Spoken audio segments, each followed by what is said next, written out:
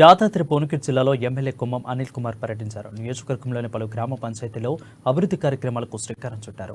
వడపర్తి, భువనగిరి, తొక్కాపురంలోని పలు భవనాలను ప్రారంభించారు. ఇక పంచనగర్లో ప్రారంభించి తొక్కాపురంలో చివరిగా నావత్తుపల్లిలో అభివృద్ధి కార్యక్రమాల్లో పాల్గొన్నారు. కాంగ్రెస్ పార్టీ ఇచ్చిన 6 గ్యారెంటీలలో ఇదివరకే మహిళలకు ఉచిత ఆర్టీసీ ప్రయాణం, 10 లక్షల వరకు ఉచిత ఆరోగ్యశ్రీ పథకం అమలు చేసిందని అన్నారు. అయితే కార్యక్రమంలో ప్రభుత్వ అధికారులు, కాంగ్రెస్ పార్టీ నాయకులు అధిక సంఖ్యలో పాల్గొన్నారు.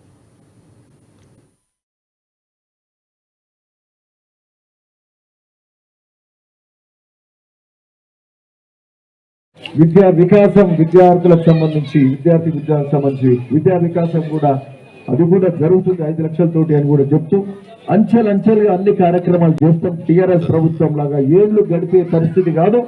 ఇమ్మీడియట్ గానే అతి త్వరలో ఒక్కొక్కటి మొదలు పెడుతూ అందరికి మేలు చేసే కార్యక్రమం ఖచ్చితంగా చేస్తాం.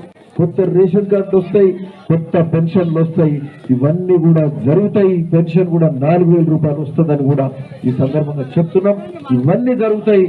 నాడు చెప్పినాం ప్రజాస్వామ్యం వస్తుంది, ప్రజాస్వామ్య పాలన, అలా ప్రజాపాలన వస్తుంది. ప్రజాపాలన అంటే ప్రజల ముంగిటకే, మీ దగ్గరికే అధికారులు వచ్చి మీకు మేలు చేసే కార్యక్రమం చేస్తారు. అందులో భాగంగానే మరి అధికారులే ఇక్కడికి వచ్చారు కదా, ఇక్కడనే కూర్చురా, ఈడనే కూర్చొని చేసారు. నేను కొన్ని గ్రామాలు తిరిగినా, అన్ని తిరగలేకపోయినా సరే, ఏదేమైనప్పటికీ ఇవన్నీ కూడా ప్రజాపాలనలో మీకు అన్ని జరుగుతాయి.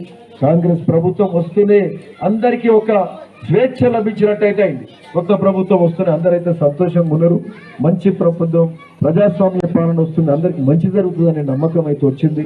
అందరు మేము అడిగితే ఈయనే నాయకత్వం అయితే ఉంటుంది, మాకు చెప్తే నేను చెప్తే ఇక్కడి నుంచి పైకి హైదరాబాద్ చేరవేస్తారు. అక్కడి నుంచి మాకు సంబంధించిన సమస్యల పరిష్కారం జరుగుతుందనే నమ్మకం ఈరోజు వచ్చింది.